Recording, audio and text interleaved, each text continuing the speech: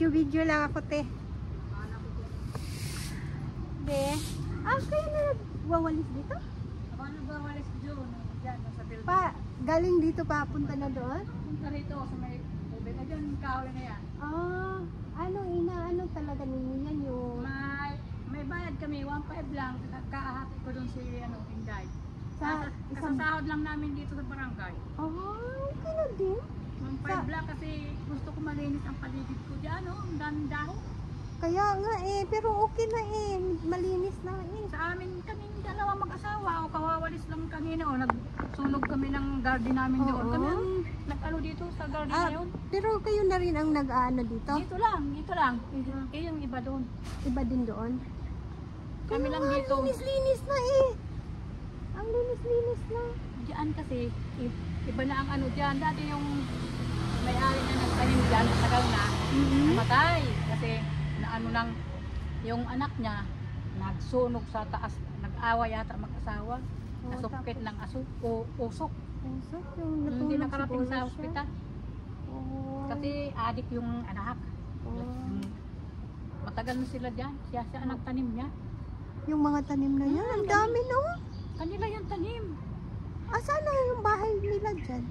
Walang bahay yan. Nandun ang bahay noon. Nasunog nga ang... Wala, hindi naman nasunog. Kaya namatay siya. Yung kapatid, hindi na inano kasi yung mga DENR na ano dyan sa kabila. 831 yan, di ba? Kami 843 dito. Kami dito kasi yung ano namin, nagtanim-tanim kami dyan. Pwede naman magtanim ng ano dito. Binakuran ng asawa ko kasi tinataliman ng mga aso rito. Ayan na, may tanim doon ng aso. Dito sa dulo. Tinataliman ng aso. Inaanuhan nila? Kaya pala ano? Kaya binakuran ng aso ko. Ito, may mga tanim siya. Sabi, hanggang dito ang pagbabalis ko. Ito, may aso na tanim dyan. Kaya pala. Tinataliman dito ng mga aso, mga hindi taga rito.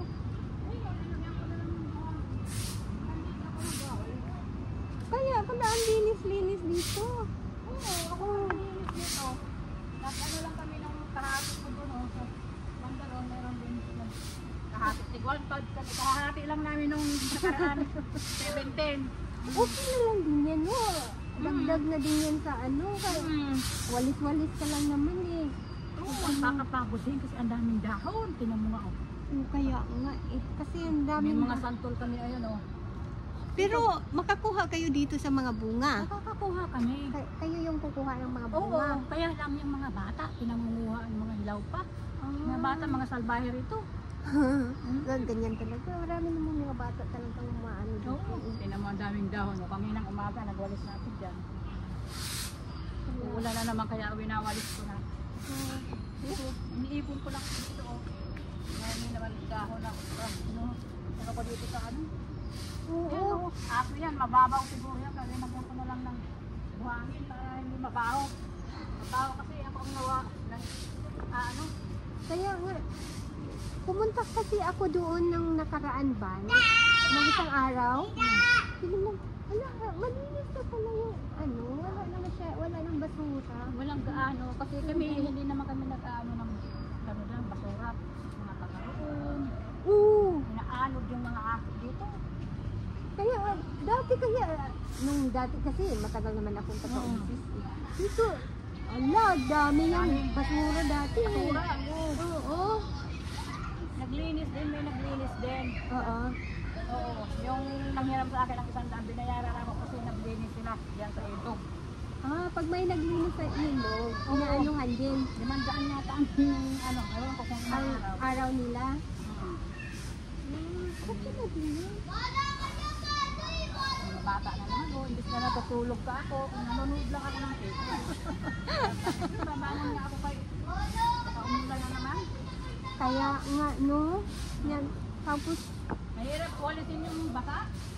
Yun naman talaga Linis namin, kawawalis lang namin Tapos, kasusunog lang namin ng basura. Maliliit lang ang inano namin, yung mga galing sa loob. Yan lang ang tinatapo namin sa basura. Araw-araw naman nagpupunta ng basura, kaya lang tanghali na. Oo. Tanghali na ang basura. Tapos dito, araw-araw dito, umano yung mga dahon dito. Yan naman yan, dahon, bulaklak. Oo. Ang daming, may bunga lang nga eh. Yan may mga malalaki. Oo, mga santol. Oo. Yung puno ng santol. Mga tanim pa yan nilang magulang nila buhay pa. Ito. Ito yung mga patanim, pati yung mga buko. Sa katabing bahay pa lang. Katabing bahay namin. Oo. Mga patanim ito ng magulang nila ng mga buhay pa. Oo. Kaya kami ang kumukuha din dito pag may umaakyat.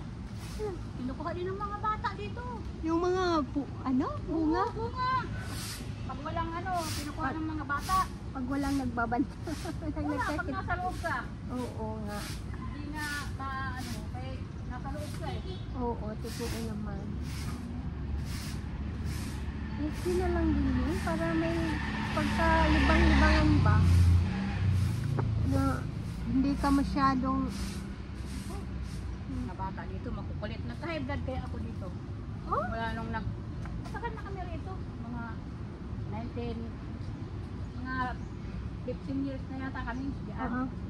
Bantay lang yung asawa ko diyan sa building namin. Oo. Ako lumipat na ako dati sa Kawayan pa ako Sa Bulacan? Oo, ginagamit ko yung address pa sa Kawayan. Oo. Nung lilipat na ako ng anak ko dito, lang ng rehistro ko. Transfer ka? Oo, nandito na ako ng parehistro. Oo. Hindi nga ako naanohan kaagad ng senior ko eh. Kaya yung bigay sa mga matatanda na. Oo. Hindi ko naayos kaagad. Kaayos lang namin nung nakaraang linggo. Nagparehistro na kami. Kaya lang, yung maliit na yung sa birth certificate, daan sa pagparehistro mo, di ba maliit lang ang binigay. Wala sa Robinson. Wala pang ID. May ID na ako na kami sa UWA. Sa una. Oo. May ID na ako pwede na ako dyan sa Kaya lang nung na yung mga papel ko, hindi nakalista doon sa ligaya ng sa mga senior. 74 na ako eh. Kaya lang 74 ka na din? Parang ang bata mo pa tingnan eh. 74 na ako ngayon. 75 na kaya. Sa April 12. Bird ko na naman ako. April 12. 75 na. Pero mas matanda si Papa sa'yo kasi 82 na si Papa eh. 1950 ako. 25 na, di ba? Kasi Oo 25 na ngayon. 5. Oo, sa April. April 12. 25 na ako. Yan. Ito matawag.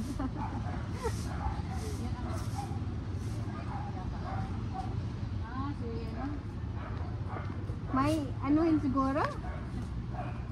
Matawag ito. Kaya tayo matawag sa loob.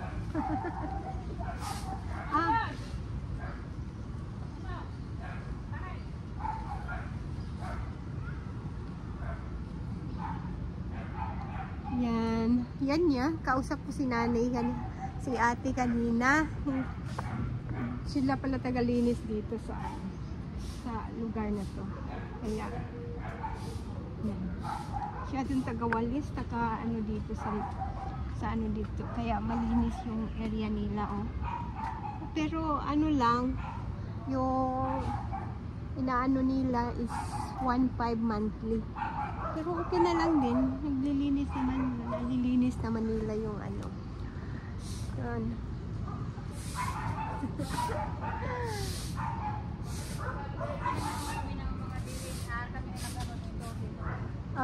Doon sa saging na yun. Tayo may converting naman sa kapitbahay namin doon.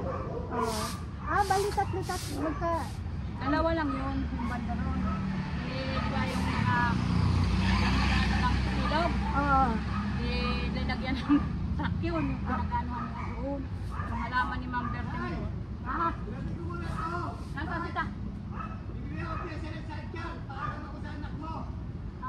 Tulog si tatay mo siguro. Oo, sige na. Kaibigan namin niya.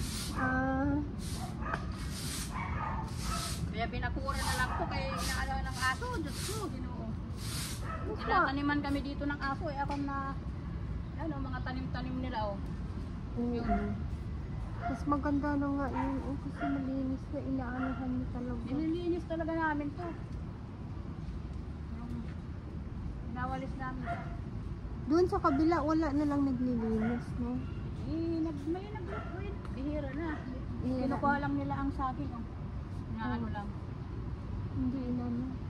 Wala na si Mambuni. Mabait din yun. Binibigyan kami dyan ng mga Yung mga ano ng saging. Oo, ang lalaki eh. Malapit na yung magbunga. Yung ano lang sa 331. Ito? Yes, 331 ang nangunguha na dyan. Yung barangay. Ah, sige. Oo, mga barangay na. Hindi rin na nga magkuha dyan yung nagtanim. Hindi na inano ni...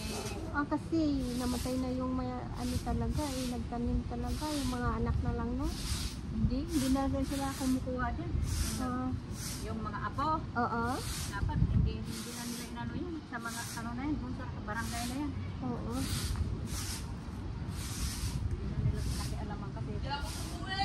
Nahanapan sila ng papel na talagang Sila yung nag-ano? oo, yung kapatid, kasi may kapatid na lalaki, dapat sila ang kumuha. Siyempre, inaano siguro ng sino ba ang bantay dyan kasi sa ano naman to sa gobyerno, di ba? Barangay. Dati, ang daming nakatira dito. Noon, yung dito may bahay-bahay din daw dito, binigyan yata ng ano, may natunog yata yan sa loob. May bahay din daw dito. Ang dami nga, kasi matagal na talaga kami dito nakaano. Pero, palipat-lipat na lang.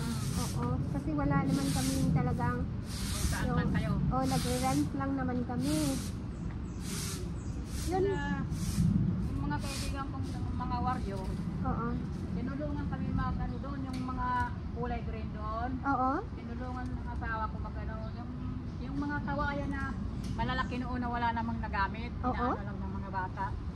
Pinagbiat-biat nila, tapos tinulungan si tatay niya mag-ano doon, yung mga kulay green doon. Oo. Tinulungan yun. Sila, mga kaibigan namin yung warrior dito. Oo. Kaya nakabakod. Pinabakod nila. Kasi inaano eh, tinatanan kami dito ng mga aso. Mas okay na nga yun para ano. Doon sa dulo, may nagtatanim pa rin doon. Mahirap eh. Ang dami kasi minsan mga aso talaga na nag-aano dito. Pero inaano na kasi yung mga aso, sinasabi na kasi na sa barangay na bawal na ang... Oo nga, magtanim sa mga ganito. Oo. Ang baho kaya. Mababaw lang, lalo na ngayon kay lupa. Oo, lupa Hindi na. kaya yun una sa ibabaw. Kaya linalagyan ko na lang ng ano. Lupa. Buhangin, oo. Kasi babaw yan, ako ang nakahirapan. Oo, kaya nga eh. Kumalinis yung paligid. Yung sabi ko, hala, okay naman dito. Kasi, nung nakaraan kasi, may sumano nga eh, yung walang naglilinis dati dito eh. Kasi palagi ko yung nagdadala ako ng aso, pumupunta kami dito dati. Oo. Ay, wala nung nakatira ako dito na lagi na ako nagwawalis. Oo. Ngayon, sabi mo ng kaibigan ko, ikaw na lang magwalis dyan para may sahod ka. Kahit na 3,000 lang, naghatid pa lang kami nung ano, yung doon sa dulo. Hatid pa lang kami nung sahod kami. Okay na. Sabi ko, pwede na rin yan kaysa nung walang bayad na kapagwalis ko rito eh. Oo nga. Magwalis-walis ka na walang bayad dito pag ano. Okay na yun, may bayad ka na. Magagabuhan lang. Pero matagal-tagal na kawawalis ko dito. Mga Pero, bata dito, dadaan lang. Kukuha ng dahon, ihulog lang. Mga pagkain na, mga bata kayo. Kaya ako na-stroke kasi mga bata, mga salbahe. Hindi kagaya nung araw. Oo. Sinuway mo, hindi. Aalahan ka pa. Lulukuhin pa. Sabi sa akin, mahal, uubutin ang short. Kulang ko naman kay nasira na short. Ano ba yun? Ano ba yung mga bata? Nakagusto. Iba na talaga ang mga bata ngayon. No? Oo, ganyan talaga. Iba na ang... Ito kasi si Pangilinan, inano yung mga bata na hindi na ano tuloy ng mga magulang, no? Sino ang Pangilinan? Yung senador pa yan, sino pa yun? Yung asawa ni siya lang kumita. Ah, siya pala yung nag-ano sa mga bata na ano? Oo. Yung, Ano noon? yung ano niya? Anong tawag nito? Oo, yun ang Siya yung naggawa ng batas? Oo. Yan si Pangilinan dati. Hindi ko yan alam eh. Akala ko, yung ano ko lang, sa may batas. Yung mga bata na, ano, di ba, hindi na naano ng mga magulang, mga salbahe ng mga bata ngayon. Oo, hindi na sila pwedeng mapalo Oo, or maano kasi. Yun yun. Tignan mo yung waters na yun. Ano yung nangyari dito? Ano yan, siguro. Yan ng mga bata siguro. Sipad. Na ano lang. Naalis yung, ano siguro, dahon. Yan oh. Butterfly.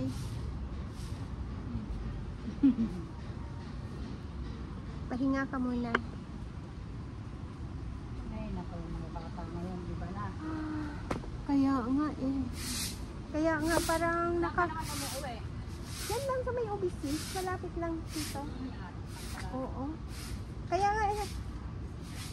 Sabi kasi ng asawa ko, kung mag-ano ka, tingnan mo dyan yung mga ano ba. Kasi nagba-vlog ako eh. Inaanohan ko kung ano bang maganda, ano, pag magbakasyon lang kasi ako ano eh, oo. Dito na, pag dito ako, wala talaga akong ginagawa na sa bahay lang. Kaya yon. Tapos, try ko nga kaya dito sa ano, sa mga sa ilog, sa mga maglakad-lakad or makipagpintuhan-pintuhan sa mga tao. Nung nakaraan, nag-ano ako, yung pumunta nga ako dyan, may nakilala akong mga bata, yun. Sila yung kaano-ano ko. Kausap. Oo. Yeah, yun, gano'n. Ay, naka. Ay, ano pala pangalan mo na, te? Linda. Minda? Si Ate Minda. Si Ate Minda yung ano. Siya yung tagawalis dito sa may ano. 843 ito. Itong barangay na 843. Sila yung may ano sa tabing ilog dito. Yan o, ang daming mga saging. Hala, oh, ang laki pala ng saging. Oh, malapit na maano. Oh, ang lalaki pa naman ng bunga. Oy. Sila na dyan ang kumukuha. Oo. Grabe. Ang laki na ano. Sila na dyan ang kumukuha. Yan oh. Oo. Dalawa pa. Yun pa isa oh. Mga taga-rin, mga puso pa ngayon. Oo. May bahay kasi doon sa kabila. Ah, may bahay pa dyan? No, pero hindi naman yan nila. Kaya 3-1 yan. Oo. Hindi pa nila inaano kasi ang mga warrior na nag-ano dyan. Yun pa oh. Ala, puno may mga bunga na eh. Ang dami mga bunga yan, pwede na yung puno. Yung isa? Yun Oo, yun oh. Ang lalaki naman. Kandis ata yan. Kandis ata yan na buo na ano. Oo, pwedeng ano yan, pinasain. Oo. Pwede kainin yan pagka hinugam. Matamis na. Oo. Pero malaki yan na ano. Malaki. Saging, oo. Eh, yung mga taga-riyan, barangay na nag-ano dyan. Nag-ano dyan sa ano. Hindi na, bihira na kumuha yung mga warrior. Ito, daming bunga ito. Mga puso. Ala, ang lalaki pa naman. Ah. Kagadaan niya sa kabila sa 3-1 na yan. Oo. Hindi na kumukuha yung kapatid na namatay. Ayan mga kanina.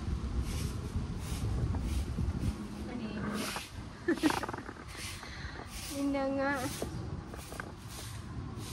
Ay. Dami na naman dahon doon. Pahinga-hinga ka rin. Te, baka ano. Ano ko lang kayo, baka umulan. Oo. Mahirap magwali. Oo, kaya nga eh. Mamaya.